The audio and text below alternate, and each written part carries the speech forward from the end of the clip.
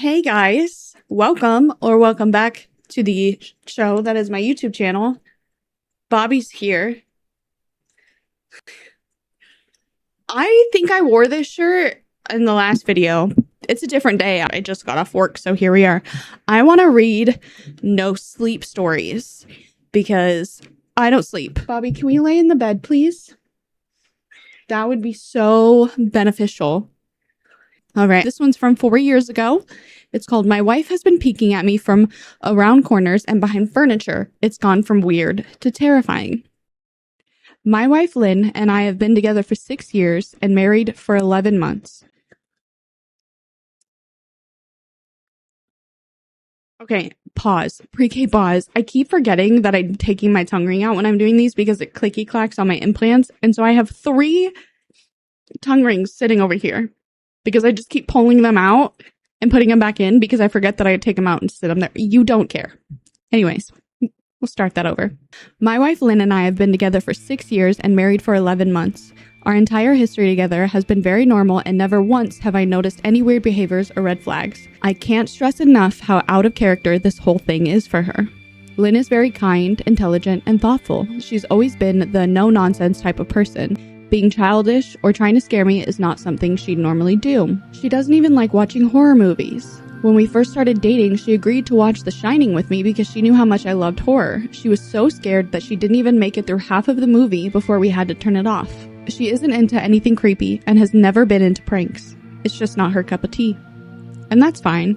But that's what was so strange about this. It's just so unlike her. I should also add that she never had any mental health issues, and as far as I'm aware, it doesn't run in her family. I know some people are able to hide their mental health problems, but in the 6 years we've been together, I think I'd have seen some sort of sign. 2 months ago, I was in the kitchen making myself some coffee before work. I was running a bit late that morning and knew I wouldn't be able to make it to Dunkin' Donuts for my usual morning fix. I took a sip of my coffee as I hurried down the hall towards the front door when I happened to notice Lynn peeking at me from around the corner ahead of me. I could only see her eyes and a strand of her long dark hair hanging against the wall. The rest of her body was concealed behind the corner. I nearly spilled my coffee when I saw her. I did burn the shit out of my lips. "Geez, Lynn," I said, wiping a few drops of coffee from my pants. "You scared the shit out of me." She immediately popped out of view like a little kid that had been caught. I heard her scurry off towards the living room, and by the time I got to the front door, she was out of sight. It was really weird and just totally out of character for her, but I also found it kind of funny that she was being more playful and a little less serious. I shouted that I loved her and called her a weirdo. As I shut the door behind me, I heard her laughing. Her behavior was a bit odd, but it certainly wasn't something to call a priest over. I forgot about it by lunch, and by the time I got home, she was her normal self. I didn't bring it up, and neither did she. Life went on. The next incident happened 3 days later. It was around 2 a.m., and I had woken up to get a drink. I was standing at the kitchen island, jug of OJ in hand, when I felt a strong feeling that I was being watched. For whatever reason, I looked down at the floor and saw my wife's smiling face staring back. She was peeking at me from the other side of the island, staring up at me with unblinking eyes and grinning like the Cheshire Cat.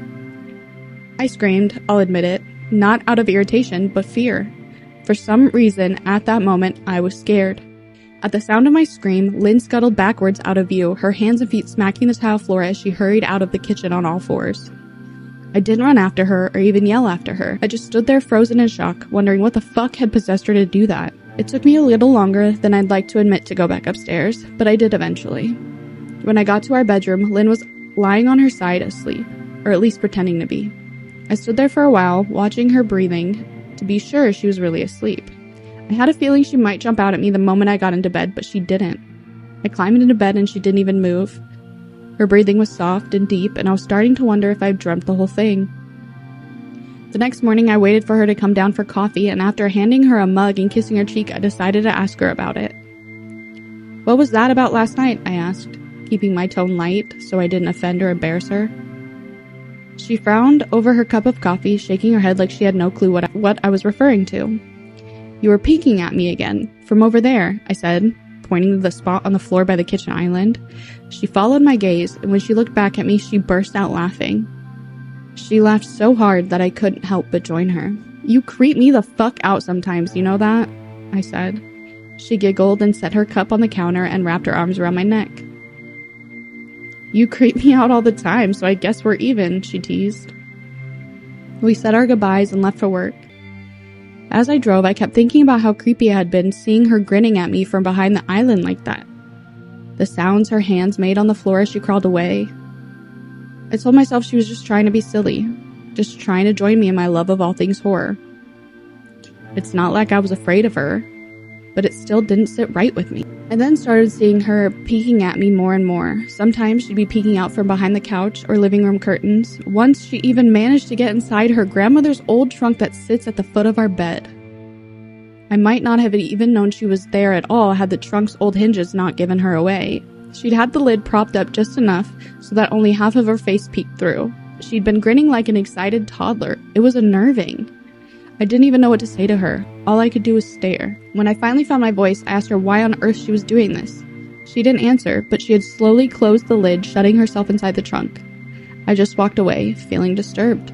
I didn't understand why she was doing it, but it clearly made her happy. I just hoped she would tire of the game quickly. Lynn didn't peek at me for the next 2 weeks. I started to think she was done with her weird prank, and I was relieved. We were watching a show on Netflix one night, and I jokingly said that I hadn't seen her peeking at me lately, and that she must have given up on her spy game. She looked up at me with a small smile and said, "Maybe I've just gotten better at it." I didn't say anything, but I wondered whether or not she was joking. For the next few days, I couldn't stop thinking about what she'd said. Was she still peeking at me when I wasn't looking and I just hadn't noticed? And if so, what the hell was she getting out of this? I started to feel paranoid, constantly checking whether she was watching me from around the corner or behind a door. I was jumpy whenever I was home and she wasn't in full view of me. I felt stupid and a little crazy. But after a few weeks without another incident, I began to relax. I stopped checking behind furniture and walls and told myself it was just a bad memory. Then a few days ago, things got so much worse. Lynn left to go to a friend's, and I lounged on the couch and played a couple games on my laptop. Around 9 p.m., I hopped in the shower, and as I was washing the soap from my hair, I felt that awful feeling that I was being watched. I slowly opened my eyes and almost had a fucking heart attack. Lynn was peeking from behind the shower curtain, her entire head stretched in the shower, leaving just her body outside. Her long, dark hair hung against the curtain, the ends dripping wet. Her mouth hung open in a terrible grin, eyes wide and red, as if she hadn't blinked in a while. I screamed and jumped back against the wall. She didn't move, nor did her smile waver. Her makeup ran down her cheeks in 2 black streaks. She looked giddy and completely deranged. I was fucking terrified. We stood like that for a few minutes, neither one of us saying a word. Finally, after what felt like forever, she slowly pulled her head back out of the shower, and I watched her blurry figure through the curtain as she moved backwards towards the bathroom door. A second later, the bathroom door slammed shut, hard enough to rattle the mirror. I screamed again and jumped out of the shower to lock the door. I stayed inside the bathroom for over an hour. Maybe I overreacted to some of you, but joke or not, I wasn't going to put up with the crazy shit anymore. That's what I kept telling myself as I paced in my bathroom, stopping to listen at the door every few minutes. Suddenly, I heard a muffled sound and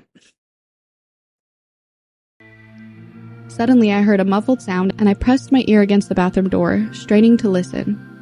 I couldn't hear anything, but I envisioned Lynn standing on the other side of the door, giggling at her joke. I felt a surge of anger. I was beyond pissed at being made to feel scared in my own house and made to hide in the bathroom for an hour. All for what? Some joke? If it was a joke, it was an awful one. "What the fuck, Lynn?" I snapped. "This shit is getting really fucking annoying." I waited for her to apologize or to call me a jerk, but instead I heard a faint moan, so quiet I wondered if I'd heard it at all. And then, complete silence. "Lynn?" I called out, not able to even hide the shakiness in my voice. I got no response, just my own heavy breathing. "I swear to God, just fucking stop it!" I yelled, pounding my fist on the door. I waited for her to cuss me out, something I would expect from me talking to her like that. I had never screamed at her before, but there was nothing, just the occasional drip from the shower head. I won't deny that I was scared, too afraid to open the damn door and face my own wife. I waited another 30 minutes or so, which feels like a fucking lifetime when you're scared. Finally, I decided I wasn't going to spend the night hiding in my bathroom.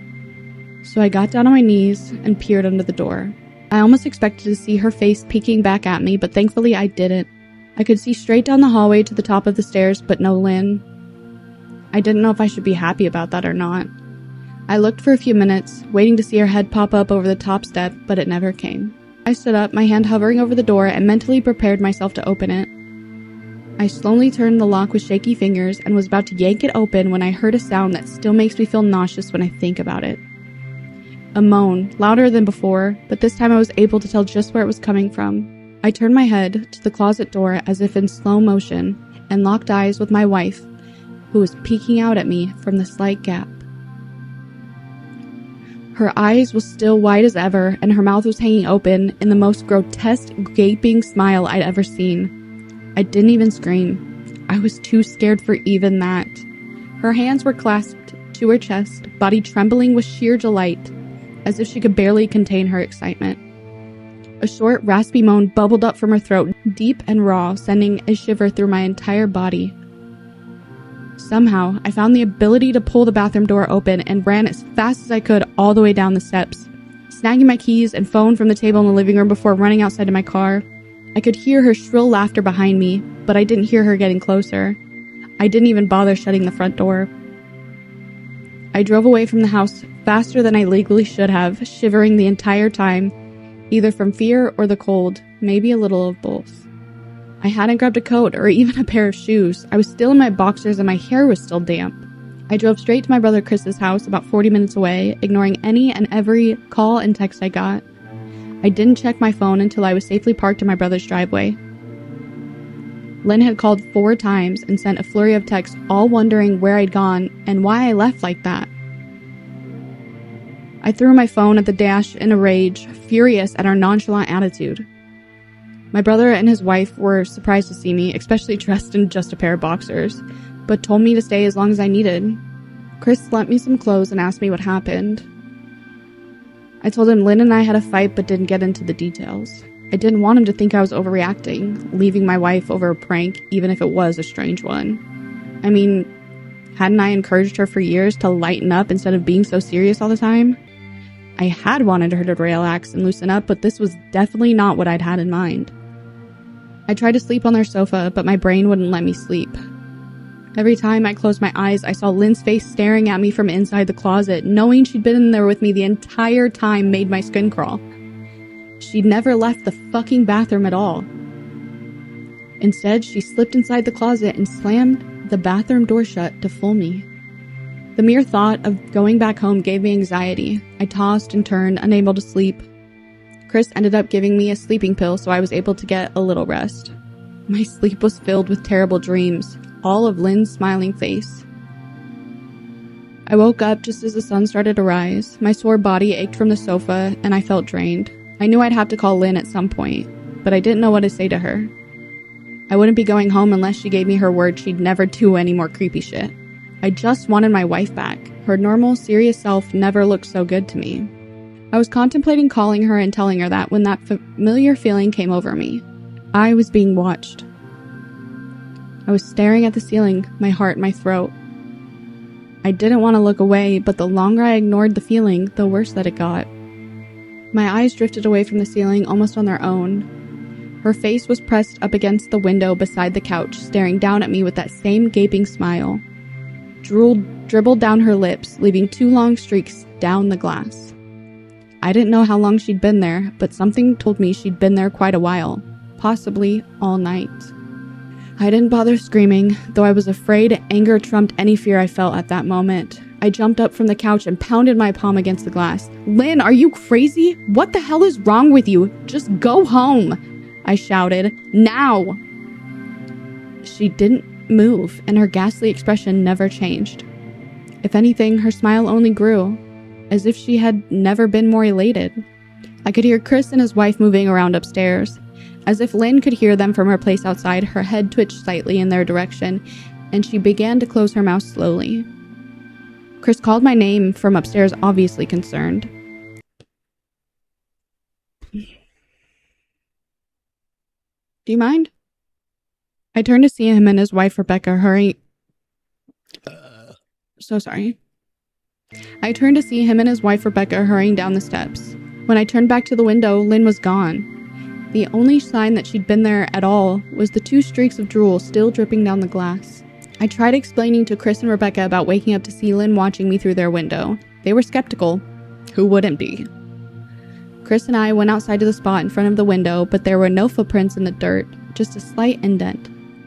Animal, probably, Chris guessed, and I didn't argue. He and Rebecca assumed I dreamt the entire episode, but they didn't understand, and I was too tired to explain it to them. I called out of work that day and turned my cell off. I didn't want to face Lynn. Just talking to her was too much for me at that point. I really started to believe something was irreversibly wrong with her. That no matter what promises she made, we'd never be the same again. The thought saddened me to my core. I cried most of the morning. By noon, I figured I was ready to confront her. Give her one last chance to explain herself. I could at least give her that after 6 years, I told myself. I turned my phone on and saw the dozens of texts she sent, all from a seemingly concerned wife. Can we talk? I love you. Please call me. I'm really worried. Can you answer? Just come home. And more of the same. All texts telling me she loved me and she wanted me home. How worried she was. Not a damn one addressing the crazy shit she pulled. Like she hadn't been acting like a character from a Stephen King book. Even her texts were different. She normally texted novels just to tell me to pick up a loaf of bread. You'd think she'd have more to say to me after her bizarre shenanigans. I know it probably seems childish to some of you who are miles away from the situation, but if you saw the way Lynn had looked at me, how she scampered away on all fours like some wild animal, grinning at me from inside the closet like a lunatic, then I think you'd find my reaction was warranted. I ended up staying with Chris and Rebecca for another night. I didn't wake up yesterday until afternoon, and thankfully I didn't see Lynn's face watching me through the window. I don't want to pry because it's not my place, but is this fight something that can be mended? Rebecca asked. She made us both a sandwich for lunch, and I knew she wanted to breach the subject without seeming to be nosy. I don't know. She's like a different person, I said, choosing my words carefully. I still wasn't ready for her or Chris to know the full extent of the batshit craziness I had been dealing with. People change, Ben, but she's still the same woman you married. Maybe you both just need to talk through your issues. Whatever's going on, I'm sure it can be fixed, she said, ever the peacemaker. I think it's beyond that now. I don't think talking would help. I just don't trust her, I said. The words stung in my heart. I missed and loved my wife, but how could I live with someone like that? Living in fear didn't sound too appealing. Lynn loves you. She has to be absolutely crushed, she said. I don't know about that, I said. Well, she certainly seemed like it to me. I've never seen her so upset. Very much unlike the Lynn I know, Rebecca said, shaking her head. It took a full minute for her words to finally sink in, and when they did, I felt dread worming its way through my skin. Wait. What do you mean? You saw her? You saw Lynn? I asked, my mouth suddenly dry. Rebecca nodded casually as if that fact wasn't nightmare fuel. Maybe for her it wasn't. She stopped by this morning just after Chris left for work, she said, cleaning the plates from the table. I didn't see her car though. Maybe she took an Uber or something? Beck, what did she say? Did she come inside? I asked, sweat starting to break out of my forehead. I began looking around, examining corners as though a predator looked behind them. No, she just asked if you were awake yet, and I said that you weren't. I asked if she wanted me to wake you, but she said no, just said to let you sleep, she said as she washed the dishes. That's all? She didn't say anything else? I asked. No, she looked awful though, like she hadn't slept in days. I think you should call her. I got up from the table and thanked Rebecca for lunch. I felt a little bit better at the knowledge that at least she hadn't come inside. Still, I needed to double check that the doors were locked. I sat for a while trying to figure out what to do next. I didn't want to go home, but I felt that I owed it to Lynn to help her if I could. Hadn't I swore an oath to love and honor her through sickness and in health? Clearly, she was very sick. If she was sick, which I truly believe she was, I had to try and get her the help she needed. But I didn't even know where to start. I didn't want to call the police, and besides, what the hell was I going to tell them? That my wife was peeking at me? That she was being creepy?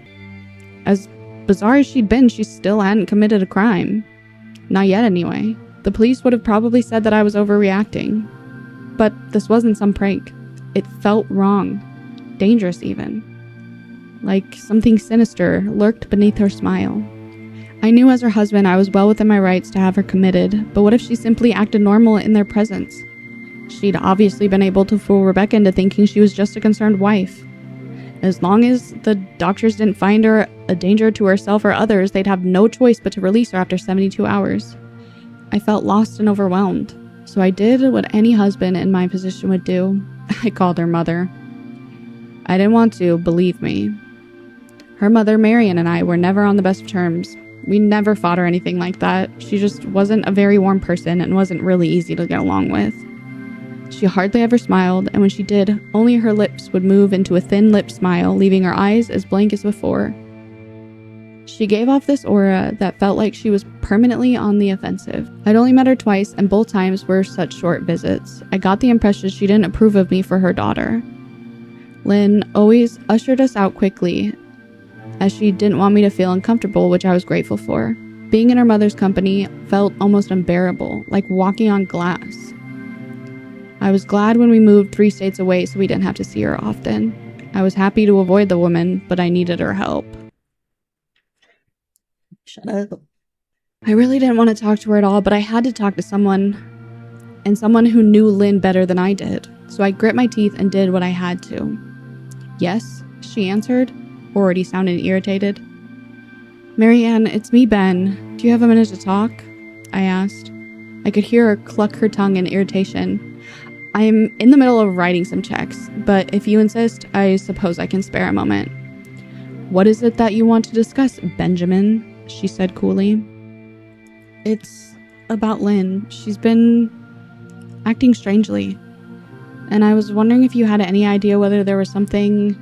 I was quickly interrupted. It's a bit difficult to follow your rambling, Benjamin. What is it you want from me? She asked. I could almost hear her standing there in her thin sweater and slacks, tapping her fingernails impatiently on the table. I just wanted to know if you'd ever noticed any odd behavior or possibly any mental health issues, I asked. There was a long, uncomfortable pause that I couldn't tell was if she was because she was thinking or something else. Finally, after a few seconds, she spoke. I'm not sure if this is one of your jokes, Benjamin, but if so, I don't find the humor in it. Now, I do have business to attend to, as I've said, so if you don't mind, she said, but I cut her off before she could get rid of me. Marianne, it's not a joke. I'm sincerely concerned about Lynn's mental health. Her behavior has been very erratic lately. I'm very worried about her, and I figured as her mother, you would be as well, I said, my frustration evident in my voice. If you're truly concerned, then I suggest you get the health professionals involved. I don't know what you expect of me, she snapped. I could tell she was seconds away from hanging up, and for some reason I was desperate not to let her. I had the feeling she knew a lot more she was letting on. Please, if not for me, do it for Lynn, I tried.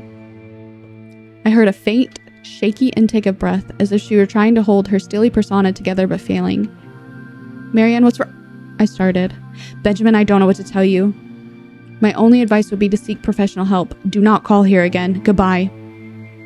I tried to call out to her, but she'd hung up. I tried to wrap my head around the call and her refusal to help me. Even if she didn't like me, why wouldn't she want to help her own daughter? I couldn't understand that. I tried to replay the conversation, desperate to find something I missed. After a while, I almost gave up, until I remembered her last words to me. Seek professional help. She'd said those words with a bit of urgency. I could have just been grasping at straws, but no.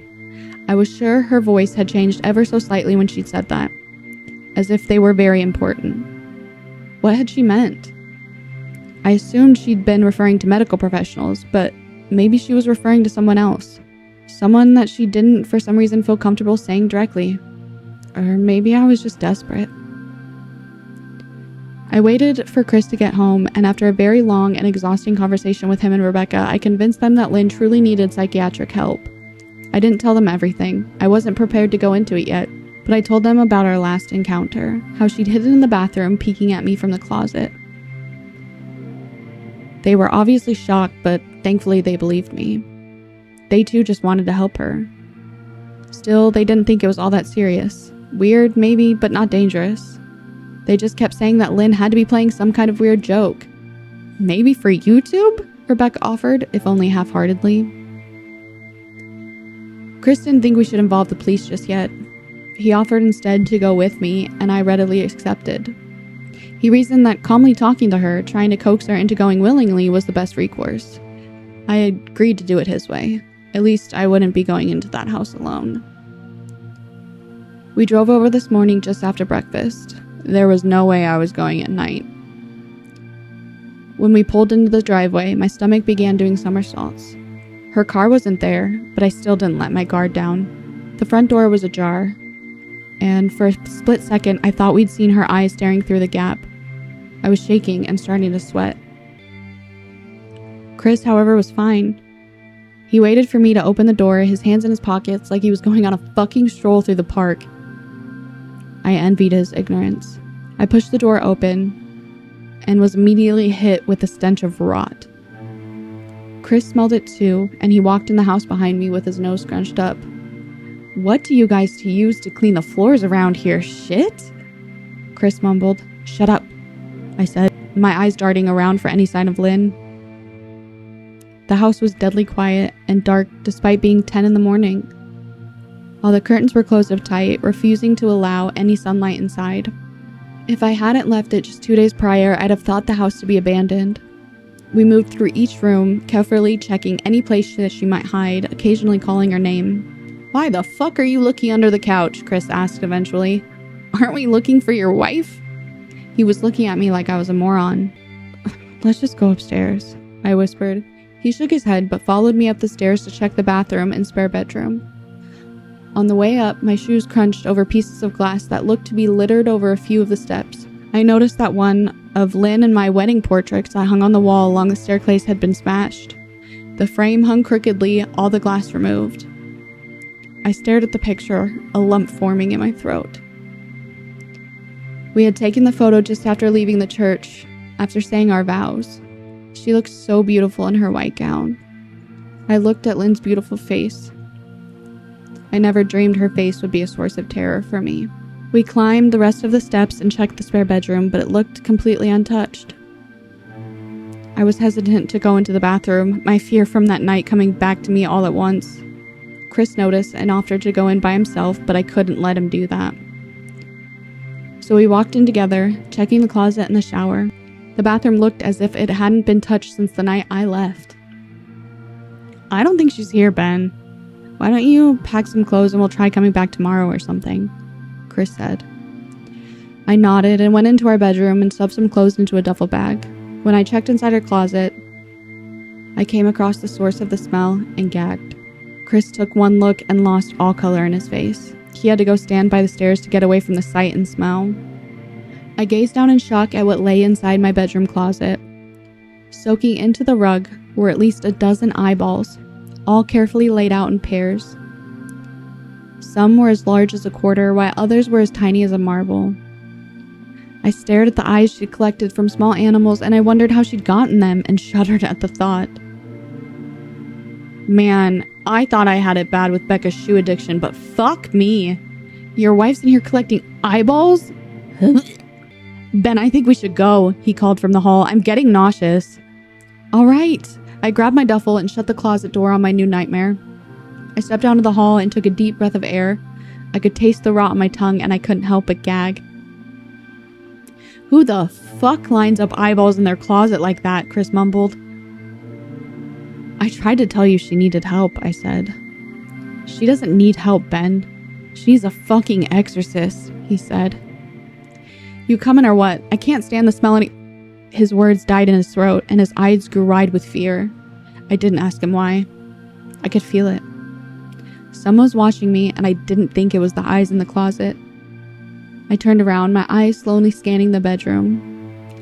Christ, I whispered as I finally saw what we missed. Under the bed, curled on her side, watching us with the excitement of a kid on Christmas morning, was my wife. Her hands held together just under her chin, and they were shaking eagerly. Now that she knew she'd been found, I could hear the quiet noises she was making. A sort of hiccuping sound in her throat, as if the excitement was just too much for her. It was unnerving, to say the least. Wide eyes and that same huge smile. Everything in me told me to run, but I forced it away. This was my wife. No matter how twisted, she was still the woman I married. I had to help her. "Lynn?" I said softly. She didn't respond, but her head bobbed back and forth in 2 quick little movements as if she were nodding. "Baby, I just want to help, okay? Can you let me do that?" I asked. I had taken a single step forward, approaching her like some kind of dangerous animal. "I love you, Lynn," I said softly, taking another step closer. She let a tiny moan escape her wide-open mouth, and I had to resist the urge to run. Her shoulders were starting to quiver, and her eyes grew as large as saucers. I crouched down so I could see her better, and immediately saw the blood. Her hands were covered in it. They trembled more the closer I got, as if she was barely able to contain herself. "Lynn, are you hurt? You're bleeding," I said. She bobbed her head again, and her bloody fingers moved up and down as if playing an invisible piano. They occasionally grazed her chin, leaving smears of blood on her skin. I wanted to recoil in disgust. The smell that was coming off of her was revolting. I could feel the vomit trying to climb up my throat. Her lips were dry and stretched thin, blood seeping between the cracks. I knew she wouldn't come out on her own, but I didn't want to leave her in the state she was in. I scooted closer and reached out to her. The excited hiccuping sounds got louder and her hands shook, fingers flexing. It was then that I could see the blood oozing from in between her fingers. "Oh my God, Lynn, you're bleeding," I said. Instinctively, I reached out to take her hand. Before I could even touch her, her hand sprang out towards me. A sharp pain shot through my arm and I fell back on my ass. My arm burned and I could see the blood dripping down on the carpet. I looked back at her in shock and saw her grinning madly, her fingers clutching a large shard of glass. "You all right in there?" Chris asked from behind me. I turned my head slightly and nodded to him, cradling my arm to my chest. When I turned back to face Lynn, I saw that her focus had shifted. She wasn't looking at me anymore. And she wasn't smiling anymore either. She was staring past me, her eyes glaring at Chris the way a hungry lion might stare at an antelope. Her mouth was still hanging open, but it was twisted into a snarl. I got to my feet and began walking backwards down the hall, afraid to take my eyes off of her. "Are you bleeding?" Chris asked. The moment the words left his mouth, Lynn started fast scooting out from under the bed, the glass shard still in her fist. "Chris, run, go!" I yelled. He must have been too afraid to move because a second later I felt my back bump into him. He was still standing at the top of the stairs, staring at the horror that was my wife. Lynn had crawled completely out from under the bed and stood in the bedroom doorway, her face twisted in rage. Her whole body was visibly tense. Blood ran down her fingers and onto the floor. "Jesus, Lynn," Chris said. "You, playing hide and seek?" I reached back and pushed him towards the steps. "Move your ass, Chris," I said quietly but firmly as I could.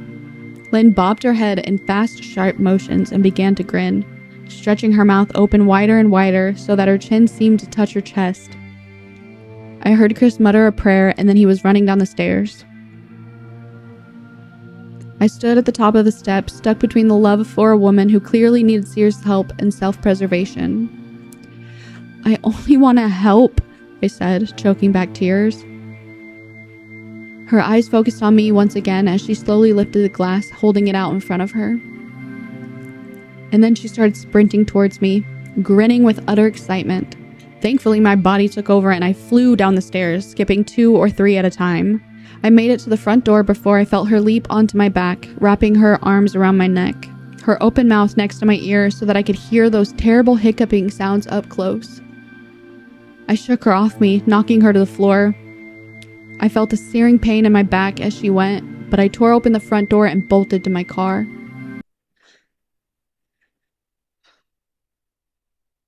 Do you mind? Okay. Chris was standing in the front yard talking on the phone with the police. I didn't say a word. I just ran to my car and jumped in.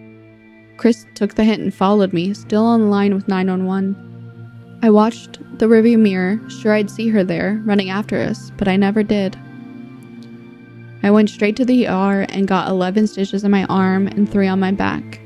The police asked a lot of questions and went to the house to do a search, but of course Lynn wasn't there. They advised me to stay with a friend or relative for a while and to file a restraining order as soon as I could. But none of those things would matter. Somehow I just knew. I dropped Chris off at home and went to a motel an hour away. I wanted to put as much distance between me and Lynn as I could. This is where I've been for the last 4 hours. I thought maybe the police would find her. Maybe they'd get her the help she desperately needs. But now, I don't think so. Because 40 minutes ago, I got a text from an unknown number. Just 3 words. I found you. It had a picture attached. The picture was dark and grainy, but I instantly knew what it was. There was no mistaking my wife's eye. I started typing this out immediately after. I don't know what to do. I'm alone and scared, and I can't help but feel that I'm being watched.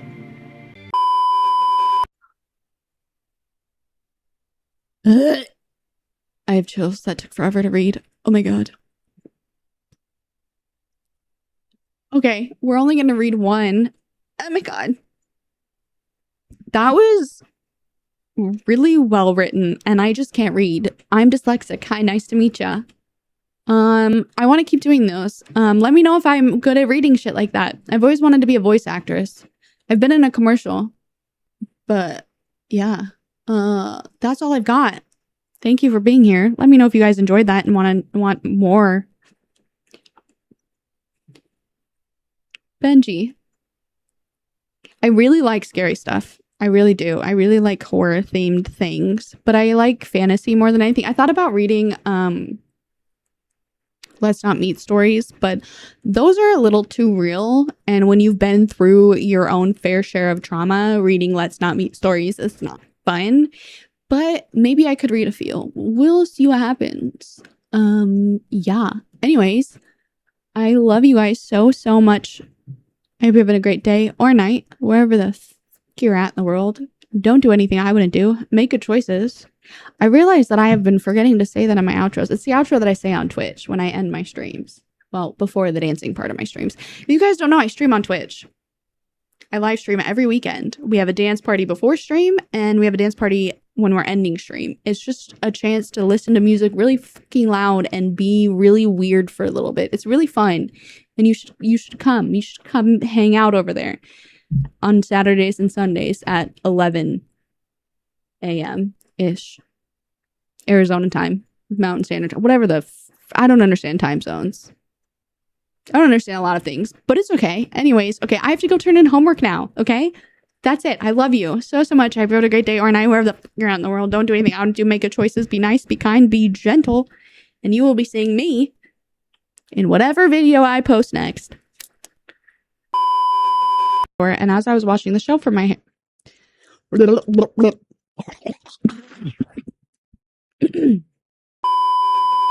her hands were clasped.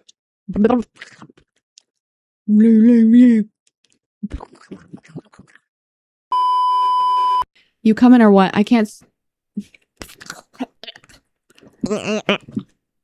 Jesus fuck.